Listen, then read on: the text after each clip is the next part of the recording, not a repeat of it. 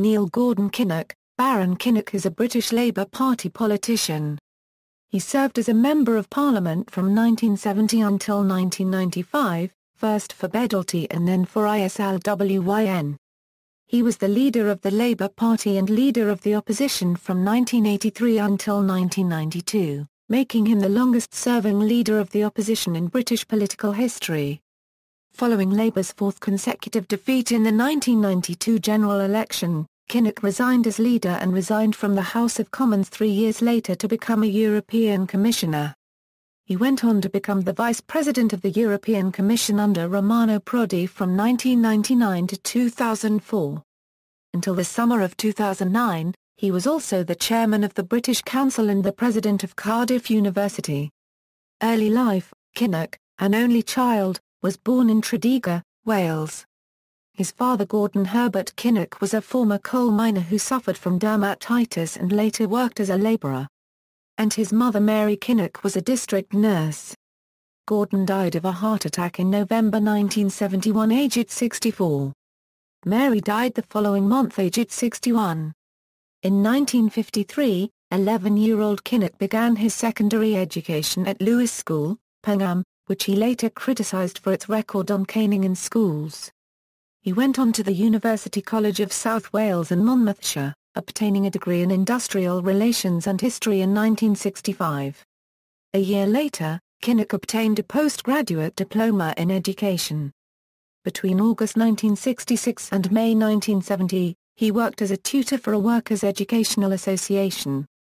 He has been married to Glenys Kinnock since 1967. They have 2 children: a son the Honourable Stephen Kinnock, and daughter the Honourable Rachel Kinnock. Member of Parliament, in June 1969, he won the Labour Party nomination for the Bedwellty in Wales for the following general election. He was elected on June 18, 1970 and became a member of the National Executive Committee of the Labour Party in October 1978. On his becoming an MP for the first time, his father said, "Remember Neil, MP stands not just for Member of Parliament, but also for man of principle." Labour government policy at the time was in favour of devolution for Wales, but the wider party was split. Calling himself a unionist, Kinnock was one of 6 South Wales Labour MPs to campaign against devolution. He dismissed the idea of a Welsh identity, saying that between the mid-16th century and the mid-18th century Wales have practically no history at all, and even before that it was the history of rural brigands who have been ennobled by being called princes. In the Wales referendum, 1979, the proposal for devolution was rejected. Following Labour's defeat in the 1979 general election, James Callaghan appointed Neil Kinnock to the shadow cabinet as education spokesman. His ambition was noted by other MPs, and David Owen's opposition to the changes to the Electoral College was thought to be motivated by the realisation that they would favour Kinnock's succession. He remained as education spokesman following the resignation of Callaghan as party leader and the election of Michael Foot as his successor in late 1980. He was known as a left-winger, and gained prominence for his attacks on Margaret Thatcher's handling of the Falklands War in 1982. Leadership of the Labour Party. First period equals. After Labour's heavy election defeat in June 1983, the almost 70-year-old Michael Foot resigned as leader, and from the outset it was expected that Kinnock would succeed him. He was finally elected as Labour Party leader on October 2, 1983, with 71% of the vote, and Roy Hattersley was elected as his deputy. Their prospective partnership was considered to be a dream ticket. His first period as party leader between the 1983 and 1987 elections was dominated by his struggle with the hard left, then still strong in the party. Kinnock was determined to move the party's political standing to a centre-left position. Although Kinnock had come from the Tribune left to the party, he parted company with many of his former allies after his appointment to the shadow cabinet. In 1981, when still Labour's education spokesman, Kinnock was alleged to have effectively scuppered Tony Benn's attempt to replace Dennis Healey as Labour's deputy leader by first supporting the candidacy of the more traditionalist tribunite John Silkin and then urging Silkin supporters to abstain on the second, runoff, ballot. All this meant that Kinnock had made plenty of enemies on the left by the time he was elected as leader, though a substantial number of former Bennetts gave him strong backing. He was almost immediately in serious difficulty as a result of Arthur Scargill's decision to lead his union, the National Union of Mine Workers, into a national strike without a members' ballot. The NUM was widely regarded as the Labour movement's Praetorian Guard, and the strike convulsed the Labour movement. Kinnock supported the aim of the strike euro, which he famously dubbed the case for coal euro, but, as an MP from a mining area, was bitterly critical of the tactics employed. When heckled at a Labour Party rally for referring to the killing of David Wilkie as an outrage, Kinnock lost his temper and accused the hecklers of living like parasites off the struggle of the miners, and implied that Scargill had lied to the striking miners. In 1985 he made his criticisms public in a speech to Labour's conference. The strike wore on. The violence built up because the single tactic chosen was that of mass picketing, and so we saw policing on a scale and with a system that has never been seen in Britain before. The court actions came, and by the attitude to the court actions, the NUM leadership ensured that they would face crippling damages as a consequence. To the question, how did this position arise? The man from the lodge in my constituency said, it arose because nobody really thought it out. In 2004, Kinnock said of Scargill, "Oh, I detest him. I did then, I do now, and it's mutual. He hates me as well. And I'd much prefer to have his savage hatred than even the merest hint of friendship from that man." The strike's defeat early in the year, and the bad publicity associated with the entryism practiced by the Trotskyist militant group were the immediate context for the 1985 Labour Party conference.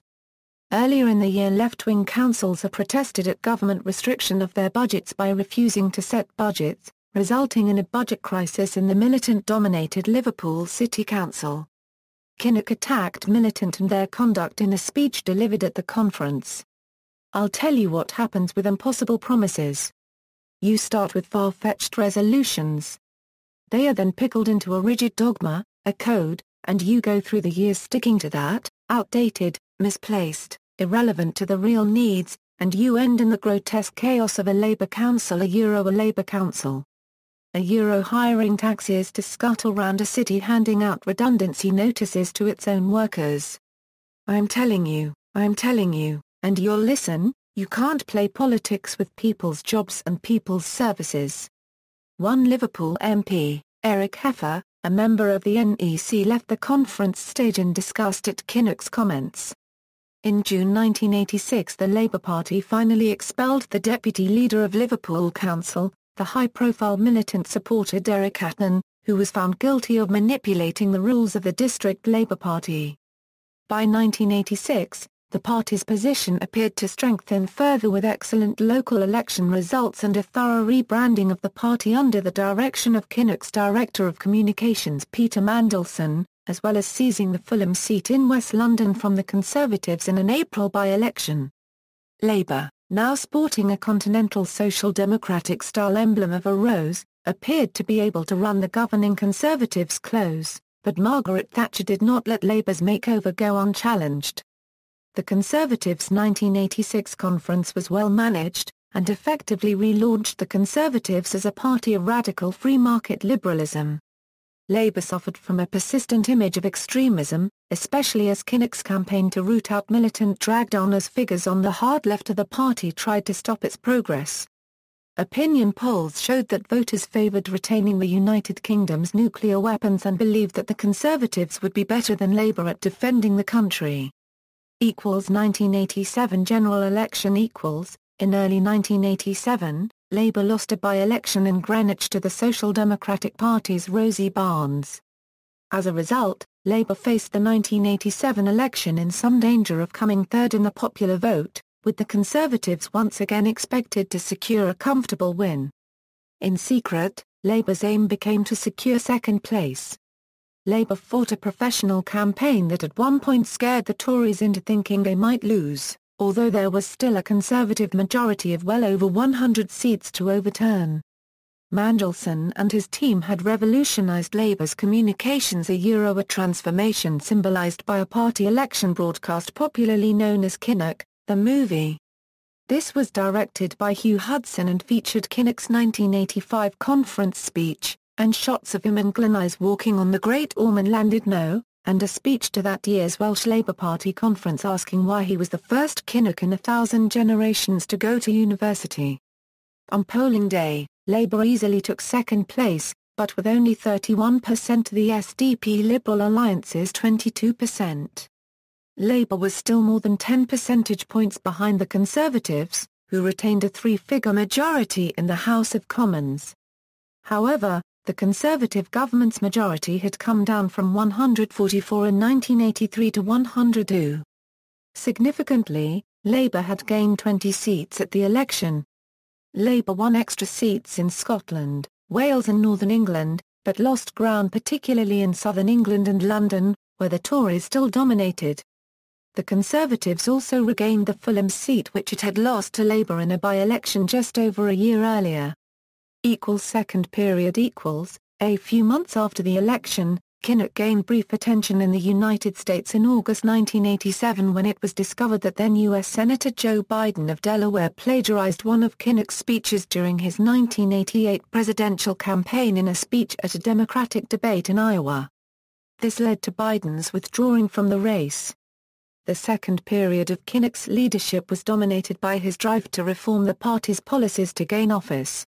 This began with an exercise dubbed the Policy Review, the most high-profile aspect of which was a series of consultations with the public known as Labour Listens in the autumn of 1987.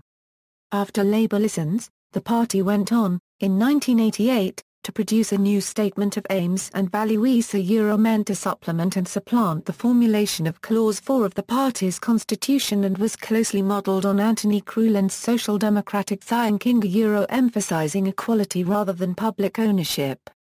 At the same time the commitment to unilateral nuclear disarmament was dropped, and reforms of party conference and the national executive meant that local parties lost much of their ability to influence policy. In 1988, Kinnock was challenged by Tony Benn for the party leadership. Later many identified this as a particularly low period in Kinnock's leadership as he appeared mired in internal battles after 5 years of leadership and the Conservatives still dominating the scene and ahead in the opinion polls.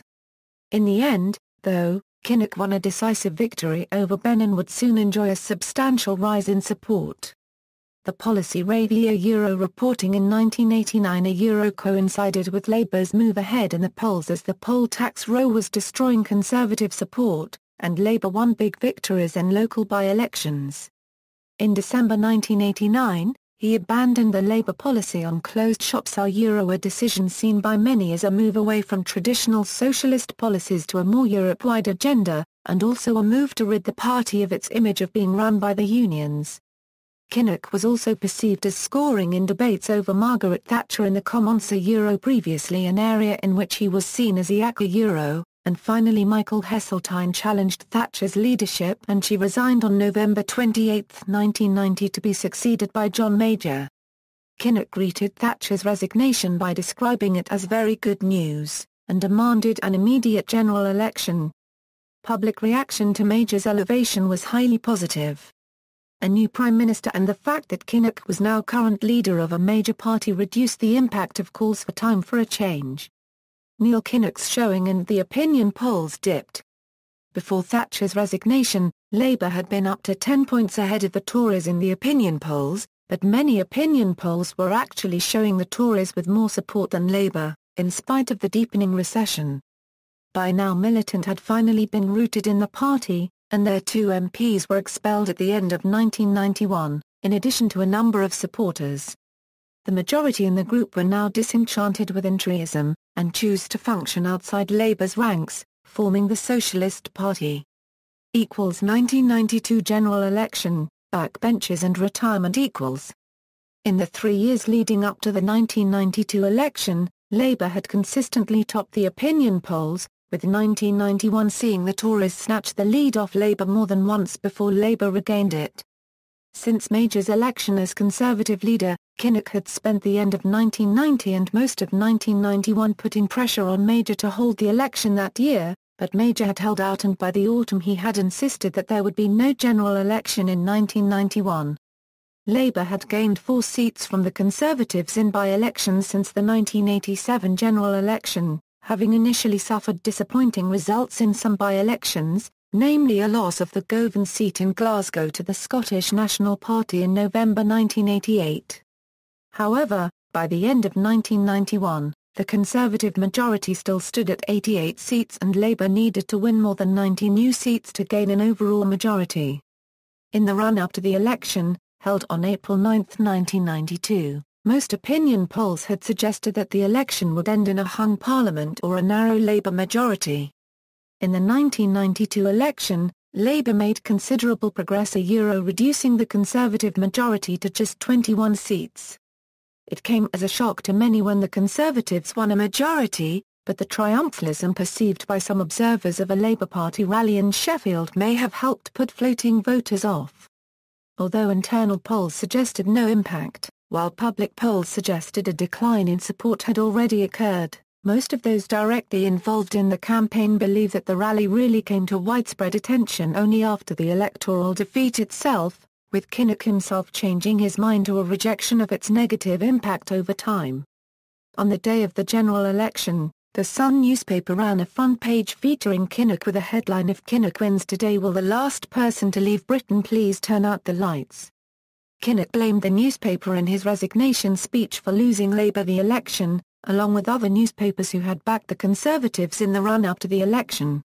The following day's headline in The Sun was "It's the Sun what won it," which Rupert Murdoch, many years later at his April 2012 appearance before the Leveson inquiry, stated was both tasteless and wrong, and led to the editor Kelvin Mackenzie receiving a reprimand.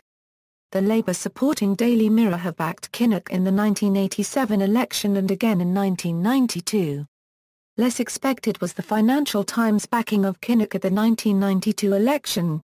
Kinnock himself later claimed to have half expected his defeat in the 1992 election and proceeded to turn himself into a media personality, even hosting a chat show on BBC Wales and twice appearing on the topical panel show Have I Got News for You within a year of the defeat. Many years later, he returned to appear as a guest host of the programme. Kinnock announced his resignation as Labour Party leader on April 13, 1992, ending 8.5 years in the role, making him the longest-serving opposition leader in British political history. He had gained this distinction in November 1990, and no subsequent opposition party leader has yet matched this record. John Smith, previously Shadow Chancellor, was elected on July 18 as his successor. He remains on the Advisory Council of the Institute for Public Policy Research, which he helped set up in the 1980s. He was an enthusiastic supporter of Ed Miliband's campaign to lead the Labour Party in 2010, and was reported as telling activists, when Ed Miliband won, "We've got our party back." In 2011 he participated in the family history TV programme Coming Home, where he discovered hitherto unknown information about his family. European Union Commissioner Kinnock was appointed one of the UK's 2 members of the European Commission, which he served first as Transport Commissioner under President Jacques Santer, in early 1995. Marking the end of his 25 years in Parliament. This came less than a year after the death of his successor as Labour leader John Smith and the election of Tony Blair as the party's new leader. He was obliged to resign as part of the forced, collective resignation of the Commission in 1999. He was reappointed to the Commission under new President Romano Prodi. He now became one of the Vice Presidents of the European Commission, with responsibility for administrative reform and the audit, linguistics and logistics directorates general. His term of office as a commissioner was due to expire on October 30, 2004, but was delayed owing to the withdrawal of the new commissioners. During this second term of office on the Commission, he was responsible for introducing new staff regulations for EU officials, a significant feature of which was substantial salary cuts for everyone employed after May 1, 2004, reduced pension prospects for many others, and gradually worsening employment conditions. This made him disliked by many EU staff members, although the pressure on budgets that largely drove these changes had actually been imposed on the Commission from above by the member states in Council. In February 2004, it was announced that with effect from November 1, 2004, Kinnock would become head of the British Council. Coincidentally, at the same time, his son Stephen became head of the British Council branch in St. Petersburg, Russia. At the end of October, it was announced that he would become a member of the House of Lords, when he was able to leave his EU responsibilities. In 1977, he had remained in the House of Commons, with Dennis Skinner, while other MPs walked to the Lords to hear the Queen's speech opening the new Parliament. He had dismissed going to the Lords in recent interviews. Kinnock explained his change of attitude, despite the continuing presence of 90 hereditary peers and appointment by patronage, by asserting that the Lords was a good base for campaigning. Life peerage equals, he was introduced to the House of Lords on January 31, 2005, after being created, on January 28, Baron Kinnock, of Bedwellty in the county of Gwent. On assuming his seat he stated, "I accepted the kind invitation to enter the House of Lords as a working peer for practical political reasons." When his peerage was first announced, he said, "It will give me the opportunity to contribute to the national debate on issues like higher education, research, Europe and foreign policy." His peerage meant that the Labour and Conservative parties were equal in numbers in the upper house of Parliament. Kinnock was a long-time critic of the House of Lords, and his acceptance of a peerage led him to be accused of hypocrisy, by Wilself, among others. Personal life: he is married to Glenys Kinnock, the UK's Minister for Africa and the United Nations from 2009 to 2010, and a Labour member of the European Parliament from 1994 to 2009.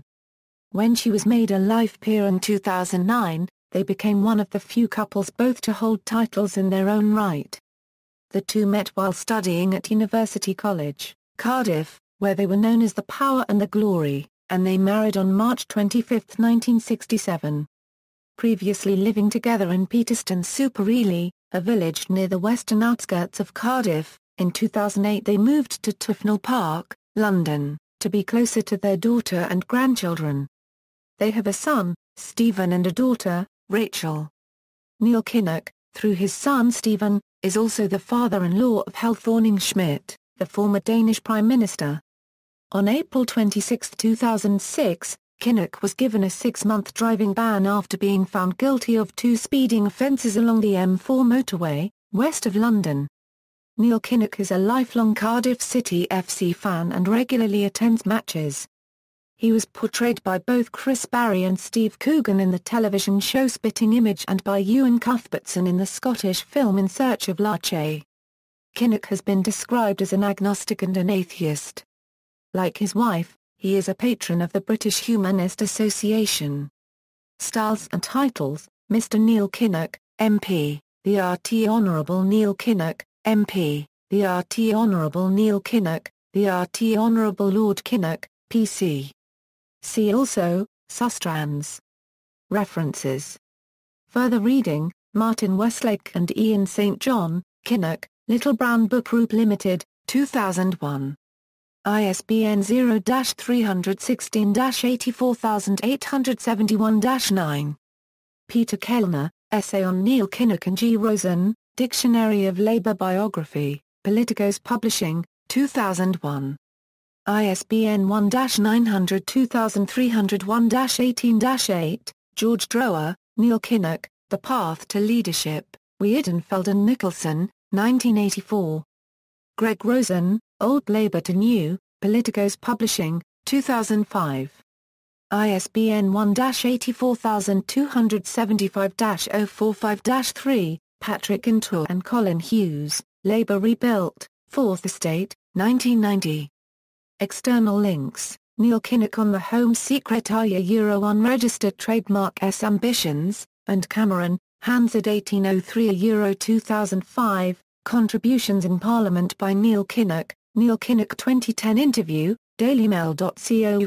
Kinnock tried gag claims EU whistleblower. Announcement of his introduction at the House of Lords minutes of proceedings, January 31, 2005.